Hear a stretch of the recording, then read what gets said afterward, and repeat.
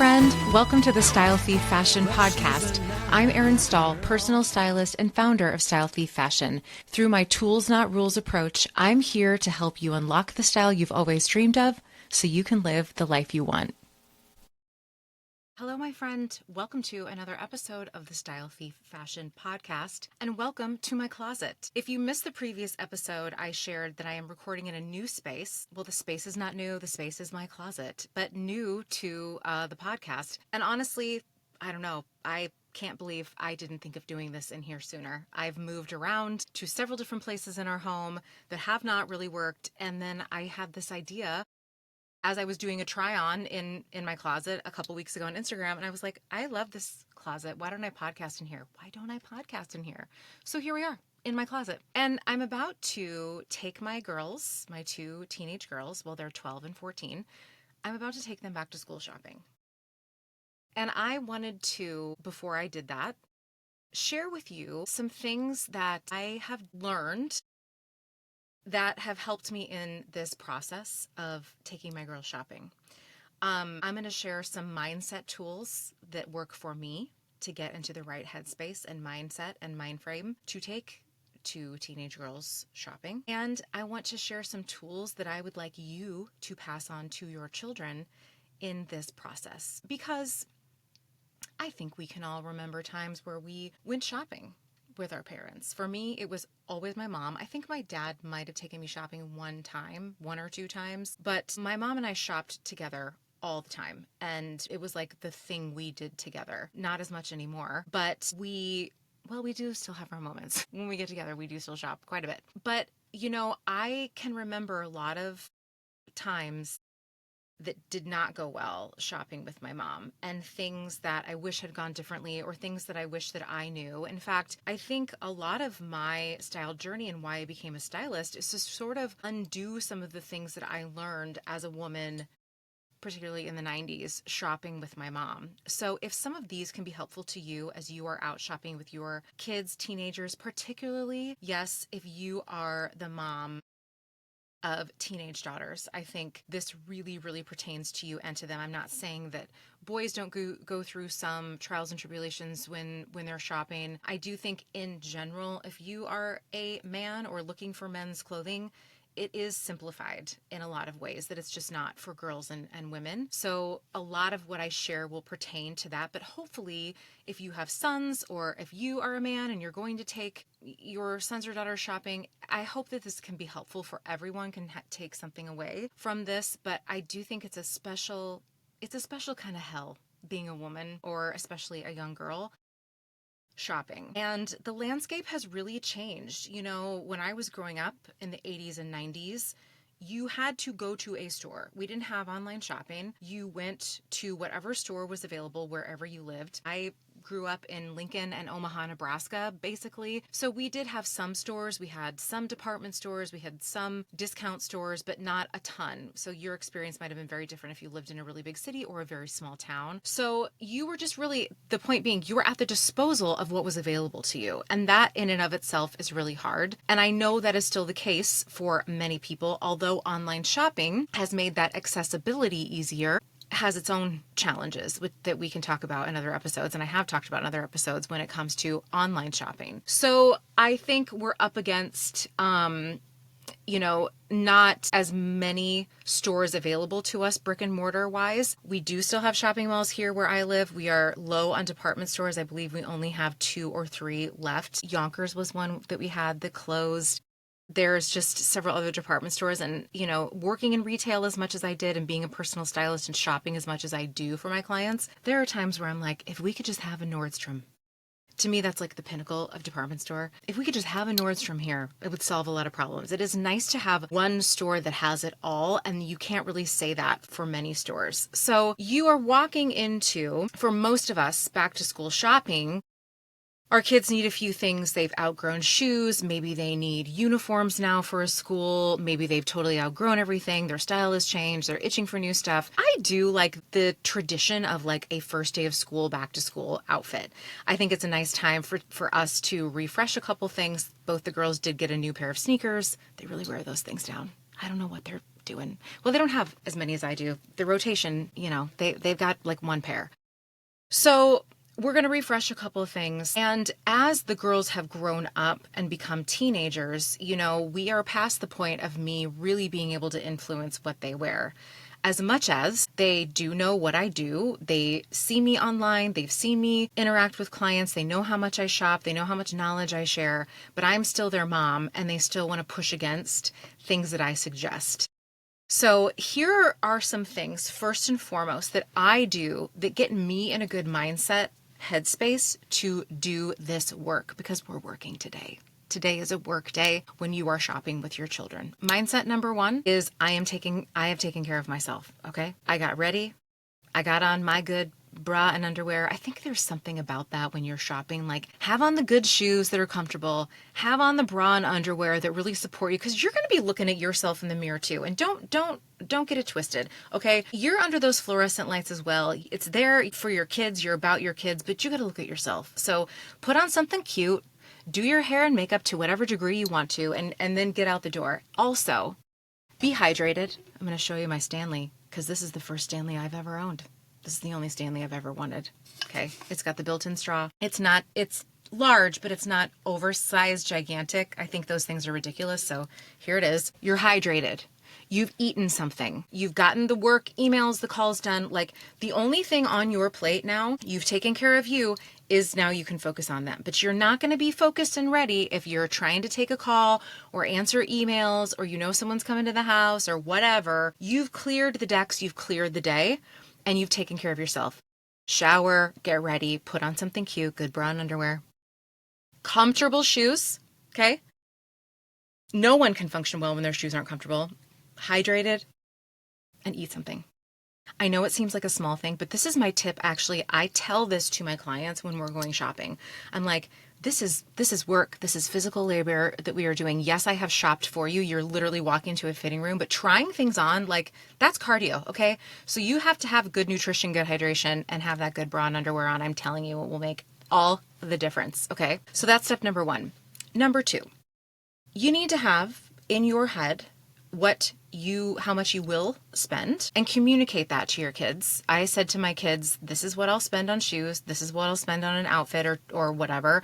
And really, we're not buying a ton of stuff because where we're at, it's still really warm. They're going to be wearing mostly like shorts and stuff. So we are going to get one outfit for them. They've gotten their shoes. That was their most expensive thing. So whether it's shorts and a t-shirt, jeans and a t-shirt, my oldest daughter wants to wear a massive sweatshirt the first day. Go ahead, whatever. So what's the budget? What are we going to spend? And these are the things that you're looking for. And I did tell my kids, if you have a Pinterest board or you have screenshots of things that you want to show me that you like I want to see what those are.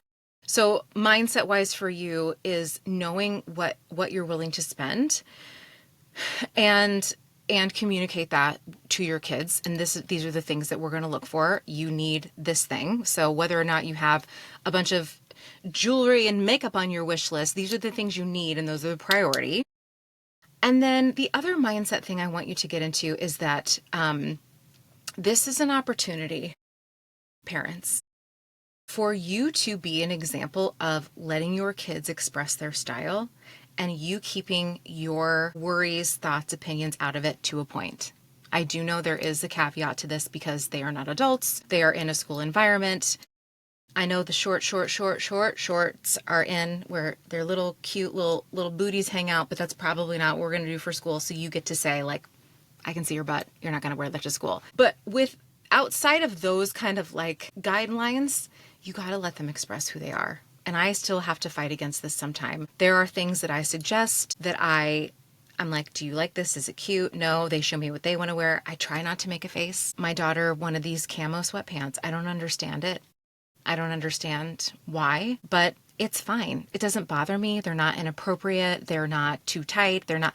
So it's like, what hill am I going to die on when it comes to what they're going to wear, right? So mental mindset for you is be supportive, guide them as necessary if things border on inappropriate, if it's too low cut or too tight or too short. I mean, you get to set what those rules are, but let them explore with that. let them explore. Let them try some things and try not to give your opinion right away. This is something I have learned as a stylist with my clients. I'm picking things out for them. So this scenario is a little bit different. They've paid me to give them a new perspective, try some new things. When someone puts something on, I am silent. It's like one of the first things I learned in sales, actually, and in development work. It's like you make an ask and then you're silent.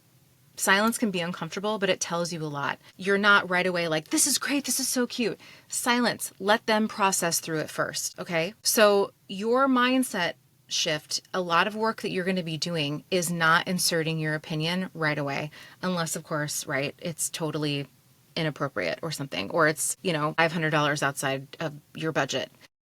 You can just be silent and take it in and let them tell you how they feel. And that, when you want to put a question in, is the first question. How do you feel? How does this make you feel? Is it uncomfortable? Is it too tight? Can you sit down? These are other things I'm going to have you do once they have stuff on because they need to be able to move in it. But stop.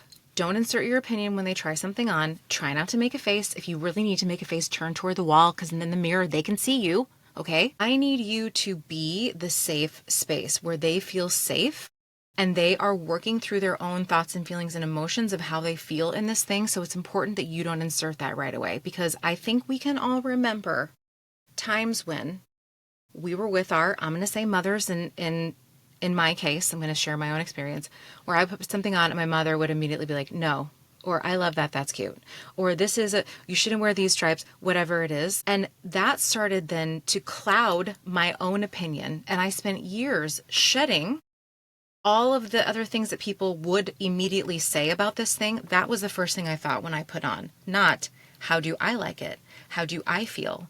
Do I look the way that I want to look? So by doing that, you are letting their inner voice come through first. The work that I am doing now with women who are my age is shedding all of the other stuff that came before that to find that voice, to uncover that voice that's inside of us. So one of the most valuable things we can do as parents in that fitting room space, especially, or in the closet or whatever, is letting them share their opinion first before you put that on them. Okay? You can have it. Let it go crazy. Let it go crazy in your head. You can be like, oh my God, this is too tight. I don't like it. It's not comfortable. This looks sloppy. Whatever all that bullshit is, you can let it go crazy in your head. Do not express it. Keep it inside. Let them tell you. Then, if they ask you, you say, how does it feel? What do you think of this, Mom? I don't know. I'm going to say, how does it feel? Those are going to be the first words out of my mouth when they ask me. How does this feel? How do you feel? If it looks too tight, ask them to sit down. Ask them to move around. Ask them to, you're going to be in gym class. Can you reach down and touch your toes in that? Have them move around in it a little bit. If it feels too short, same thing. Put your arms down. That finger test, I never did that. No one ever made me stand on the, kneel on the ground to make sure my skirt was a certain length or anything like that. But is it way past your fingertips go way past the length of the skirt or whatever, or turn around. Okay. Can you kind of see, I can kind of see your underwear, whatever. You can just give them some little things to think about because we all know that if we are not comfortable, we don't wear that thing well. Same thing goes for our kids. So the first day of school, if they want to wear this really short, little tight thing, sure, walking into class might be one thing, but when they go sit in their desk, or what if they have gym class, or what if they, need to get up in front of the class and say their name? We don't want them to be comfortable. We don't want them to be tugging on things, covering bra straps, pulling things down. So how do you feel? And if they say, I feel XYZ, it might be too short, it might be too tight, then you can have them move around and do some things like that. Okay, so this is probably the biggest thing. I'm going to repeat it again. They put something on, you're going to keep your mouth shut. You're not going to make a face. You're going to wait for them to tell you what they think. When they ask, you're going to say, how does it feel? Okay, probably the most important thing. Because you don't want to put your opinions above their opinions of themselves. You're going to guide them. You're not going to let them walk out of the house looking totally inappropriate. They may not be wearing what you want them to wear, but it's going to be fine. And guess what? If they want to wear camo sweatpants, you let them wear the camo sweatpants. And then their senior year of high school, when you're gathering all the photos and they see all these photos of them in camo sweatpants, they're like, how did you let me wear those? I'm like, well, that's what you wanted to wear. That's when you can really give it back to them when they question, why'd you let me wear this thing? It's like, well, you really wanted to, and that's the kind of mom I am. I love to just let you explore, right? So that's the first thing. The second thing I want you to keep in mind, and something that's a really important tool, and you've heard me say this so many times, but I want you to pass this on to your kids as soon as possible. Fit, not size. I'm leaning into the microphone because I really want you to hear me say this. Fit, not size.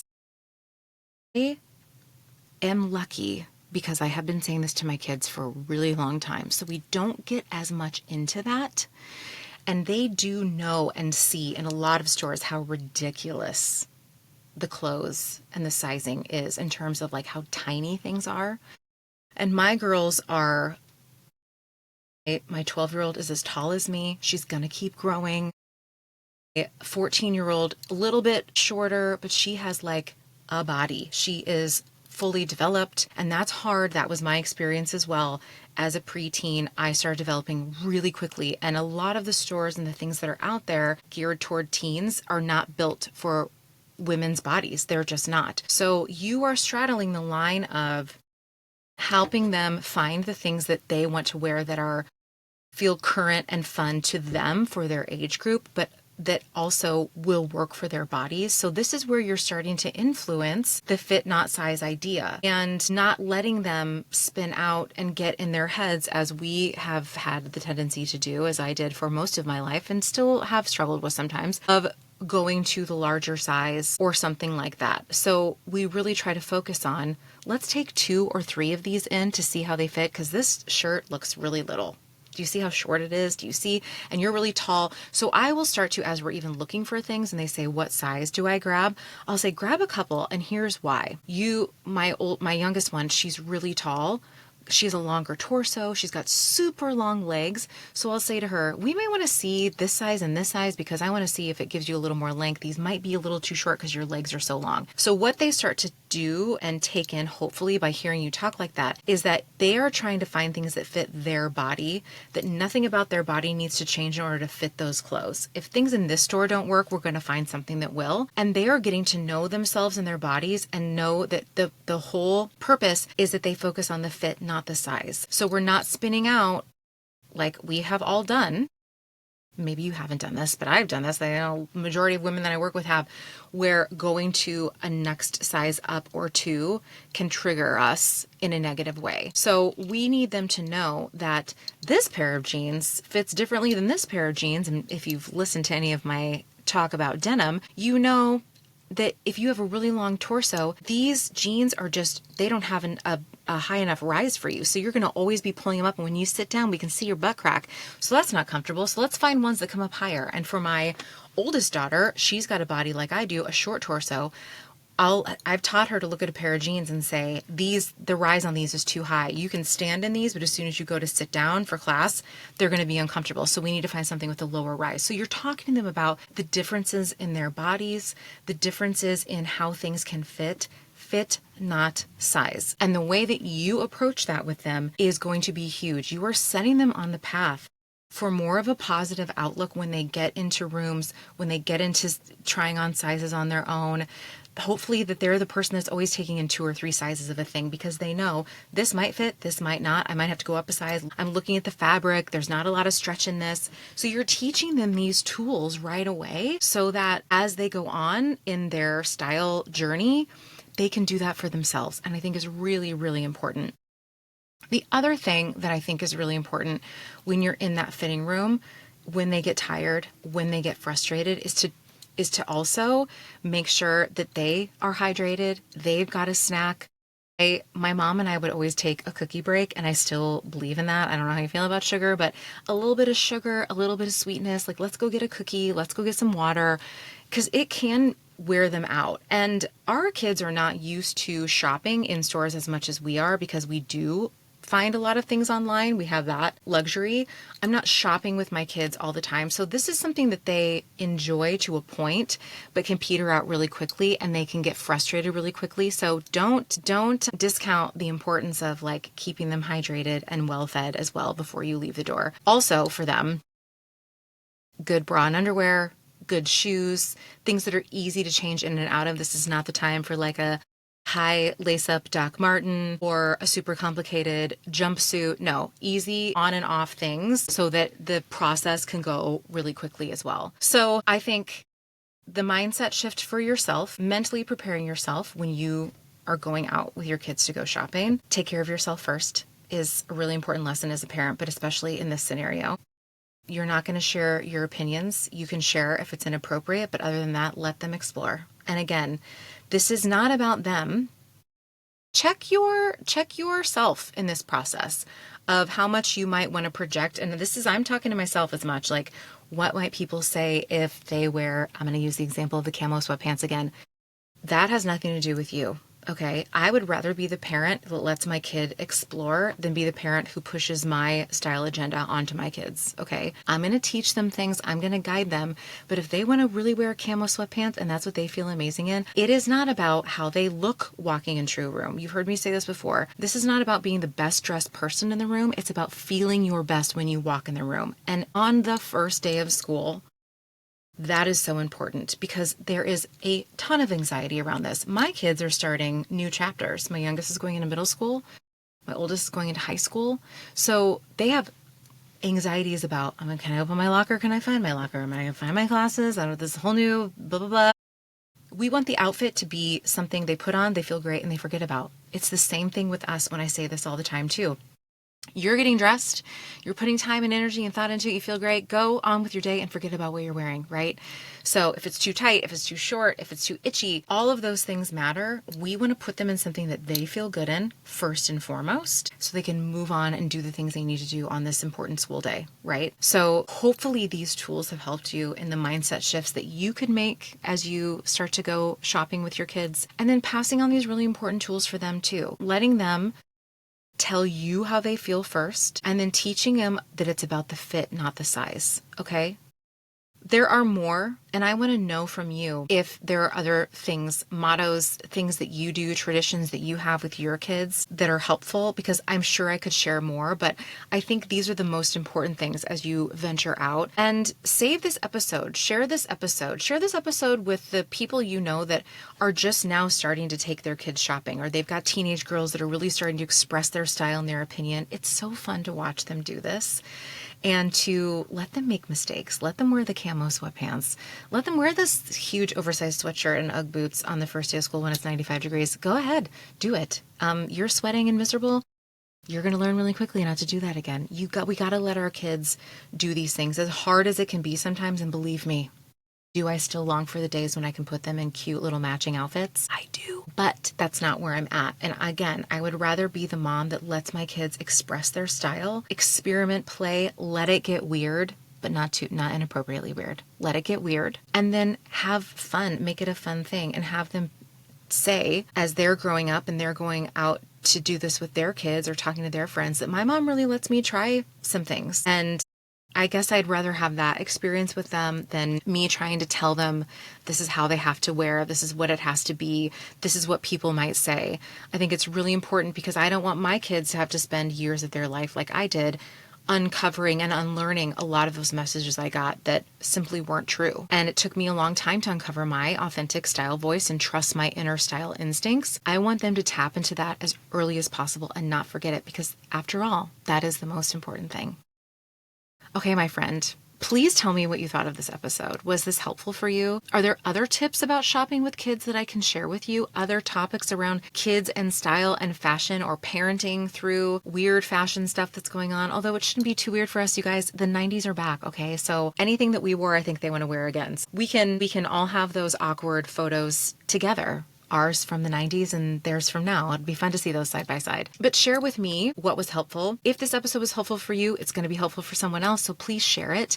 And if you want to leave a review, I would absolutely love that. The more feedback that you give me, the better these episodes will be, because I want this to be a place where, yes, you come and learn style tools, not rules that will help you in your style journey, but that can help your kids, your friends, anyone else in your life as well. I always want you to pass that along to me and pass it on. So share this episode. Tell me what other things, topics you'd like to hear. And I know that you've got this. You've got this. Take those kids out, have fun. And when it starts to fall apart, just go get a cookie. Till next time, my friend.